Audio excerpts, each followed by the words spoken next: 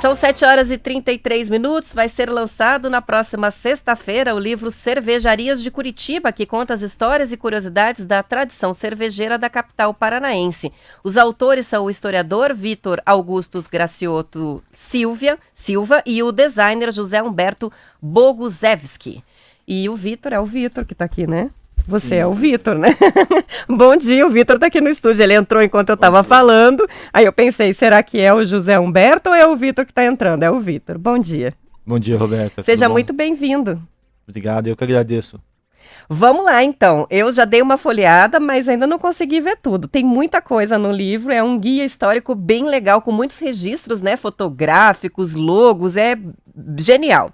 As cervejas artesanais estão em alta em Curitiba, tá vivendo um boom de cervejarias, é só a gente observar pela cidade o quanto tá fazendo sucesso. Mas existe uma história, pelo que eu vi aqui no livro, de mais de 150 anos por trás do que parece ser apenas um modismo de agora, né? Como é que começou a produção de cervejas artesanais em Curitiba? Conta um pouquinho dessa história pra gente. Então, é justamente essa questão desse boom que fez a gente pesquisar o livro, saber a história das cervejarias artesanais. E ao pesquisar, eu sou historiador, a gente foi lá atrás, né? Então, metade do século XIX, a gente já tem o registro dos primeiros cervejeiros aqui em Curitiba. E sobre essa história que a gente começou a contar. Fomos atrás de registros que tinha-se de viajantes que vinham aqui para Antonina, Paranaguá e Curitiba, 1870, e os imigrantes alemães, suecos, italianos, que começaram a vir para cá e trouxeram a cerveja também. E eles deixaram esses registros, então a gente foi atrás dessas memórias, sejam narrativas históricas, sejam as imagens, jornais antigos que contavam sobre essa presença da cerveja e a presença das cervejarias. Então o livro ele se foca principalmente no século XIX, caminha até 1940, século XX, até a Segunda Guerra Mundial a gente tem um cenário bem forte de cervejarias artesanais. Depois, após a Segunda Guerra, elas desaparecem praticamente, só vão ressurgir no finalzinho do século XX, com a Bavarian Park, em 1987, né, que foi a primeira no Brasil a voltar a fazer a cerveja artesanal, né, com a lei de pureza alemã e tudo mais. Então, aqui em Curitiba, a gente foi pioneiro nisso dali. Lá atrás, antes da guerra, então a gente tinha no início uma produção caseira de cerveja que veio com os imigrantes. Depois eu estava vendo aqui que foram montadas várias fábricas pequenas em Curitiba e a gente chegou a ter várias, né? Muitas. E aí tudo isso parou na guerra, foi isso? Isso, a gente teve muitos. Até final do século XIX a gente tinha bastante. Bem pequenas, produção caseira, começava a vender um excedente, mas aos poucos o hábito começou a se formar. Então as pessoas começaram a tomar mais, a gente teve mais levas de imigrantes, então aumentou também o contingente da população. E esse hábito começou a se instalar, então muitas cervejarias fecharam e muitas permaneceram. Então a gente tem a cervejaria Cruzeiro, foi uma do século XX que permaneceu, a cervejaria Glória, que é dos Engelts, da Padaria América, né, da mesma família. Ah, é da mesma família? Mesma família. Os irmãos do Eduardo Engelt, que fez a padaria, irmão dele, o Oswaldo. Esses são bons em longevidade dos negócios, né? Sim. Porque, se não me engano, a Padaria América se não a mais antiga, uma das mais antigas de Curitiba, e mais tradicionais, né? Olha, eu acho que temos na mesma família, em atividade, acho que é uma das mais antigas do país. Então, veja, Edmundo e Oscar fizeram, junto com o pai deles, que é o patriarca que veio, que é chamado de Eduardo, fez a cervejaria Glória, foi uma das primeiras a trazer a cerveja de baixa fermentação, com máquinas, né, já de refrigeração no século XIX, final do século XIX, junto com o Francisco Jonchert, que também trouxe, né? São os dois grandes pioneiros que a gente tem de baixa fermentação. Então explica pra gente o que é baixa fermentação. Aqui antes a gente tinha cervejarias, as cervejas eram feitas assim, não tinha muito controle da temperatura. A cerveja não tinha geladeira, né? Final do século XIX. Então como que você conservava em temperaturas baixas? Chopp gelado, nem pensar. Não, era bem difícil. Então a forma de produção fazia que tivesse bastante gás, autofermentação, né? Então esse controle oscilava muito, tanto que as cervejas eram amarradas com barbantes para não escapar a tampa, a rolha. Porque fazia muito gás. Isso, muito gás. Então quando começam a vir as primeiras máquinas lá no final do século XIX, para o Brasil, a Brahma foi uma das pioneiras, a Antártica também. Pouquinho anos depois, tanto o Eduardo como o Francisco Jonchert trazem também máquinas assim lá da Alemanha e começam a fazer o processo de refrigeração. então máquinas a vapor de gelo, ou que usava algum produto químico, então consegue conservar essa temperatura e fazer a baixa fermentação. E isso foi uma novidade para a época, dava um outro prazer para a bebida, e eles começam a trazer para cá, e aí começa a ter uma mudança nas cervejarias de Curitiba. Então, abre o século XX com já as cervejas que permanecem são aquelas que conseguem ter esse maquinário. Então, a cerveja Cruzeiro vai ser assim, a Glória, que é dos Engelts, continua, você vai ter a Providência, você vai ter a Cine, quer dizer, a cerveja Esperança, que é da família Cine também, então começa a ter essa produção nesse sentido. E a cerveja Atlântica, que foi... Que é a Cine, a marca de refrigerantes, que Isso. também é uma marca bem tradicional aqui da região, né? Isso, da família Cine. Eles começaram também fazendo licores e cerveja. Então o nome da cervejaria é a Cervejaria Esperança, que era do pai do Hugo Cine. Então eles trouxeram também para cá e tinha uma produção forte, né? Tem a cerveja Águia, que era a marca deles mais famosa. Então essas cervejarias começaram até a segunda, 1940, elas tinham uma produção muito forte, produziam bastante, tinham cerveja de qualidade, tinha a cerveja Pomba da Cruzeiro, você tinha a cervejaria Imperial, você tinha a cerveja da Atlântica, já tinha Clara, Escura, entre outros, né, derivações que a gente tinha ali. Mas vai até a Segunda Guerra Mundial, porque acaba com a Segunda Guerra, a gente tem problemas de importação tanto da cevada quanto do lúpulo. E não tendo esse material... esse foi o motivo de inviabilizar a produção, importação Sim, dos insumos. Isso. Começa a ter dificuldade com tudo, né? Gasolina, com questão de transporte, questão de manter as máquinas funcionando com capacidade total, mas principalmente a cevada e o lúpulo que começa a não ter. E daí as cervejarias grandes de São Paulo, que é a Antártica, e a Brahma do Rio de Janeiro, elas vêm e começam então a comprar as grandes cervejarias de Curitiba, que seria a Cruzeiro, comprou também a São Lourenço, a cerveja paranaense também, que é da mesma família do Lettner, Frederico Lettner. A original lá de Ponta Grossa, a Antártica, que compra, tudo na mesma época, eles compram, né? E daí a Brahma fica aqui até início do século XXI, onde ela acaba fechando, né? Isso aí. Olha só, eu até separei aqui, eu abri porque eu quero mostrar para os ouvintes, né? A gente imagina, né, o hábito da cerveja como algo mais recente, né? Eu quero mostrar as mesas. O Marquinho vai aproximar para mim a câmera para eu mostrar ali. As mesas e um bar, 1920. Olha lá como é que era. Olha a quantidade de cerveja ali nas mesas. Essas fotos são do Ivan Lisenmeyer. Que legal. Os parentes dele, e mostram bem o cotidiano, assim. Eles tinham cerveja que acompanhava, geralmente... Olha, tem uma aqui, uma mesa lotada de cerveja, bem como a gente vê hoje em dia. E uma coisa que eu achei riquíssima é como vocês fizeram a busca por fotos e também pelos rótulos, né? Se você folhear o livro aqui, vai encontrar os rótulos das cervejas muito antigas. Ó, aqui tem uma Antártica de Curitiba, olha que legal o rótulo. Vou mostrar aqui também. Olha lá. É a âncora da Atlântica, que pesquisa, né? Legal. Antes da gente, vamos depois passar para a retomada, né? Que você parou a história aí na retomada depois da guerra e no que aconteceu com Curitiba como um polo cervejeiro depois disso. Mas antes de passar para essa parte, eu queria entender assim, você e o José Humberto, vocês são fãs de cerveja? Vocês começaram essa pesquisa por um interesse, assim, por serem fãs de cerveja? Por que vocês resolveram fazer essa pesquisa tão aprofundada sobre o tema? Então, o José Humberto, ele fez o doutorado dele sobre rótulos antigos. Ele é professor de design, aposentado da Federal do Paraná, e ele fez o doutorado em História da Alimentação, e do trabalho dele, eu acabei conhecendo, e a gente comecei a conversar, porque ele tinha um capítulo específico sobre rótulos de cerveja, inclusive está no livro, ele fez uma adaptação e traz todo esse conjunto de dados ali dos rótulos antigos, caligrafia, como era produzido, sobre a litografia, o início da imprensa paranaense e tudo mais.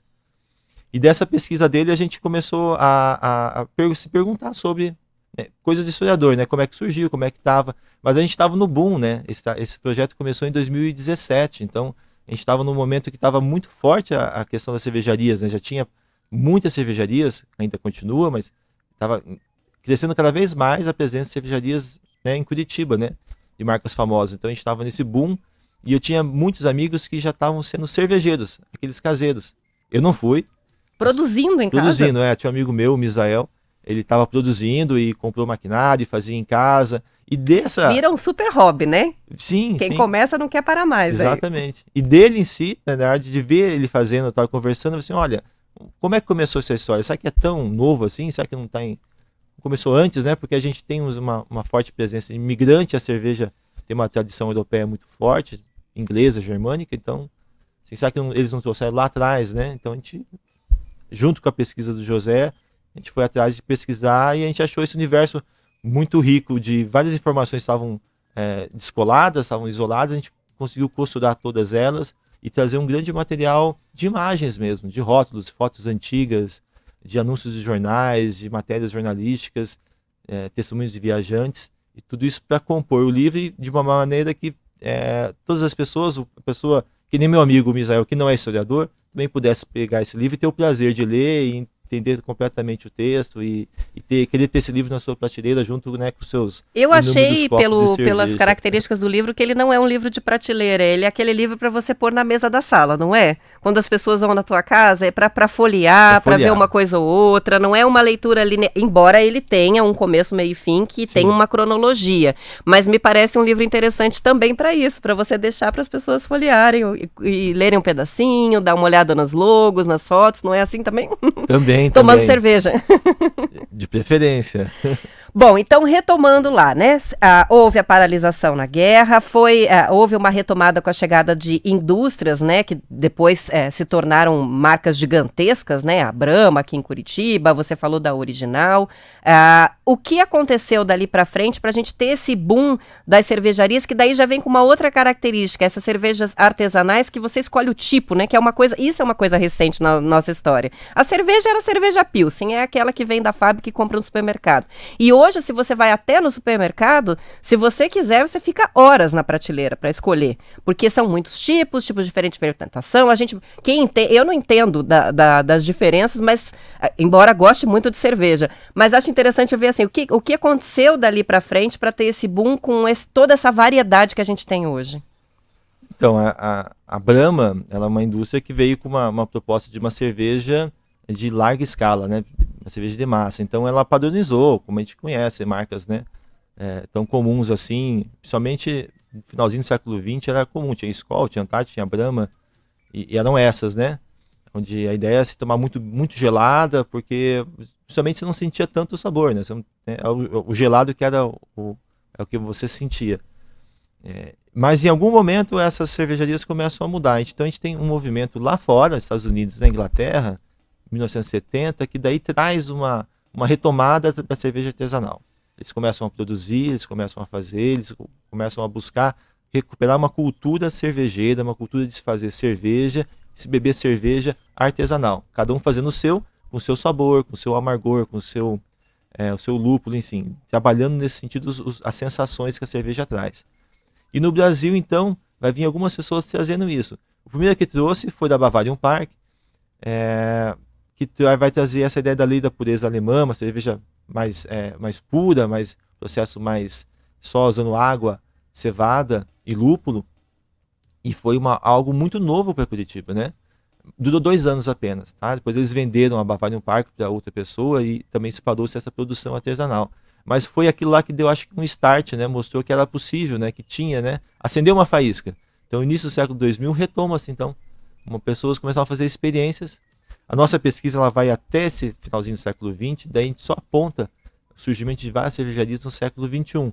Daí você tem várias, né? Tem a Way, a Gauden, você tem a Ken, entre outras que vão surgindo, né? São dezenas que a gente tem hoje, né?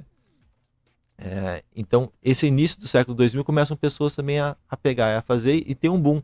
E o legal desse boom, assim, é que vai se formando ao longo dos anos em Curitiba uma cultura cervejeira de fazer e também de se tomar. Então, você começa... Hoje você vai, é normal, você tem nos supermercados inúmeras garrafas de cerveja dos mais variados tipos. Há 15 anos atrás, você não tinha isso. Então, é muito recente mesmo. Mas a gente já começa a ter uma cultura. As pessoas já estão habituadas... É um preço mais elevado a cerveja, mas as pessoas, pelo prazer de se tomar, pelo sabor que se tem, elas pagam, ou seja, tem uma cultura de consumo e tem uma cultura de produção. Então, Curitiba, ela conjuga muito bem esses hábitos, né?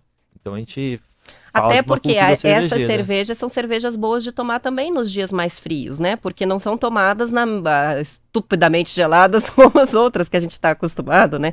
Eu ia perguntar o seguinte, por curiosidade mesmo, a diferença entre essas cervejas artesanais que a gente tem hoje e as cervejas artesanais que a gente tinha antigamente. O que que mudou ao longo dos anos no tipo de produção, na maneira como elas são feitas e também na composição das cervejas? São cervejas de mais qualidade hoje? Acredito que sim, acredito que sim. Na verdade, assim, na pesquisa a gente tentou até, puxa, seria algo maravilhoso se a gente achasse receitas, né?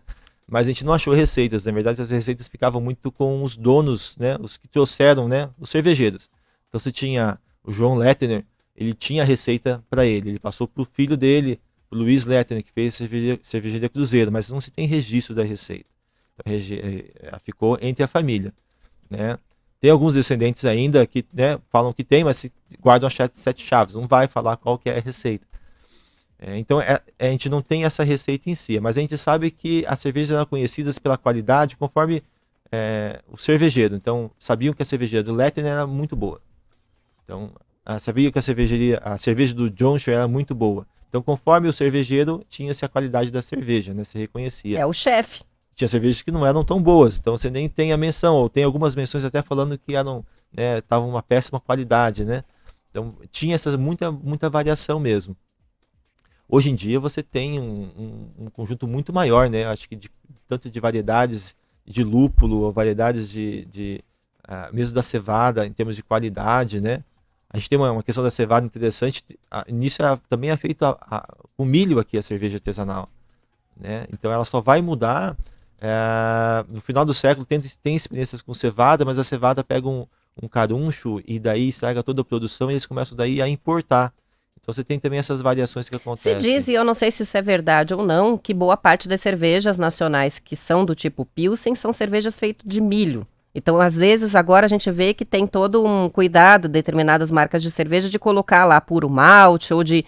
É verdade isso? Há uma diferença muito grande entre uma cerveja... Existe a cerveja feita de milho? Essa é a regra? Como é que é isso? Então, quando tinha as grandes indústrias de Brahma, Antártica, a base era de milho. Milho. Cereais, né? Cereais não maltados, né? Então, tinha essa ideia. Então, vários cereais que eram usados, né? Quando começou essa questão das cervejas artesanais, esse retorno, as grandes começaram a apontar e começaram a ver, opa, a gente tem que produzir também 100% de cevada, né? Então começam a ter essa preocupação e colocar em rótulos, inclusive, ter essa mudança. Não, e continua existindo a de milho, é normal, as grandes marcas de Skol continuam tendo a mesma base de sempre, né? Antártica, enfim, entre outras. Mas as artesanais, elas começam a ter uma grande diversidade mesmo de sabores e qualidade. E Curitiba é uma cidade que tem muito, né? Uma produção muito grande. São 7h51. A gente vai fazer um rápido intervalo, mas eu já volto aqui com o Vitor para falar mais um pouquinho. Já, já.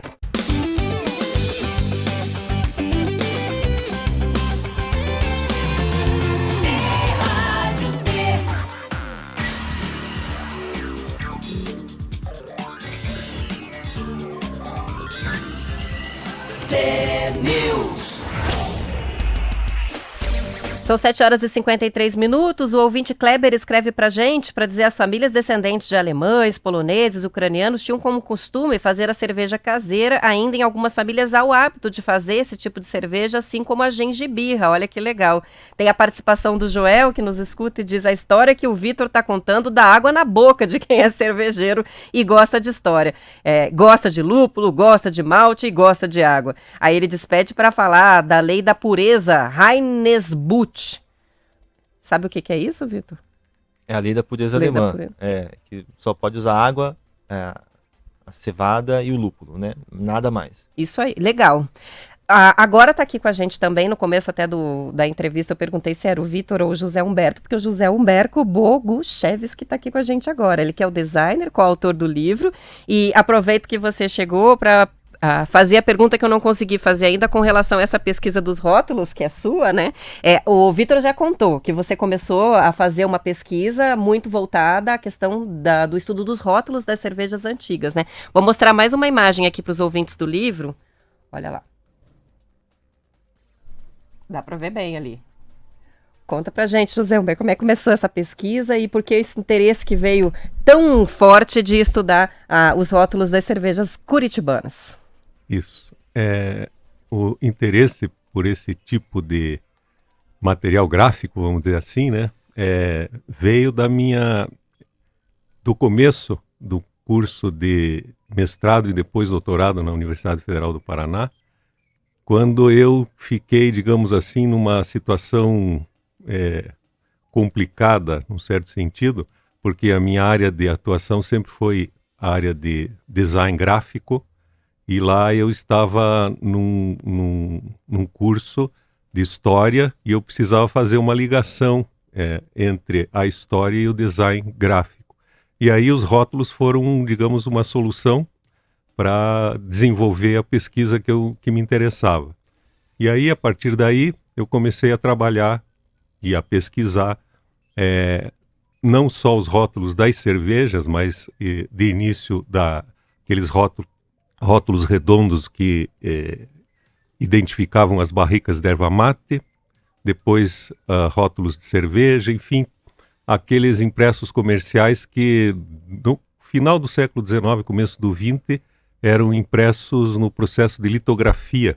É um processo, enfim, que usa a pedra como matriz, né, onde se faz o desenho e depois se faz a impressão, e que foi muito importante nesse período porque era o único processo que permitia o uso de policromia, isto é, muitas cores, né, nos impressos, que nessa época começaram a se multiplicar bastante, porque é uma época em que vai aparecer, enfim, o que depois vai ser chamado de publicidade, design gráfico, enfim, todas essas manifestações que acompanham a produção industrial, né, que acabou recebendo o nome aí de época, né, da moderna industrial. Então, basicamente, rapidamente, o meu interesse por esse material vem dessa ligação, né, entre o design e a história. E tive, digamos assim, a oportunidade, num certo sentido até a sorte, o privilégio de encontrar com o Vitor, que tem lá a editora Máquina de Escrever, e a gente começou, digamos, uma negociação para viabilizar a edição desse livro. Então eu entro com uma parte do conteúdo que tem a ver com essa pesquisa dos rótulos, e depois o Vitor com a inserção dessa perspectiva, enfim, da história das cervejas, entre as primeiras famílias que desenvolveram aqui, ou fabricaram, né, artesanalmente, cerveja. Basicamente... Com essa análise, né, na linha do tempo das cervejas artesanais, que curiosidades você identificou entre os rótulos, desde como eles eram lá atrás, até essa evolução aos rótulos de hoje? Bom, a gente está nesse período que o livro trata, né, os rótulos, a gente está num período em que se iniciam certas práticas que hoje enfim, são bastante comuns e que a gente às vezes nem presta muita atenção. Mas esses rótulos, eles, em alguns casos, dão início, por exemplo, à identificação das empresas, das indústrias, com marca, né? Coisa que isso depois vem, hoje qualquer empresa, qualquer indústria, às vezes até qualquer pessoa tem que ter a sua marca, o que não era muito comum. Outras questões que envolvem também esse tipo de produto na época era a preocupação com identificar e distinguir o produto com certos nomes, né, muito especiais, vamos dizer assim, para que, por exemplo, essas marcas, uma das questões interessantes aí, é que algumas imitavam, por exemplo, selos, aqueles selos reais, enfim, para dar uma certa distinção ao produto, né? Dizer que o produto tinha tradição. Mais nobre, né? Mais nobre. Mas, enfim, eram indústrias que, no caso, né, estavam apenas iniciando um processo. A cidade ainda era uma cidade pequena, né? Em 1853 acontece a emancipação, né, do estado do Paraná, Então, nós estamos falando aí de rótulos que foram impressos em torno de 1884, 1900, até 2, 3 primeiras décadas do século XX. Então, é bem interessante porque, na verdade, são as primeiras manifestações gráficas, vamos dizer assim, que a gente tem notícia e que se inserem dentro da história, né? Da história, digamos assim, iconográfica aqui de Curitiba. Pontualmente 8 horas, ficou curta a conversa, mas agradeço muito a presença de vocês, sucesso no lançamento na sexta-feira, a gente vai colocar depois no nosso blog lá a matéria com as informações e também o site para quem quiser saber mais, cervejariasdecuritiba.com.br, tem tudo sobre o livro lá e muito mais. Muito obrigada. Nós que agradecemos. Isso. Com isso eu termino o TNews de hoje, amanhã a gente volta às 6:50 com mais notícias, até lá.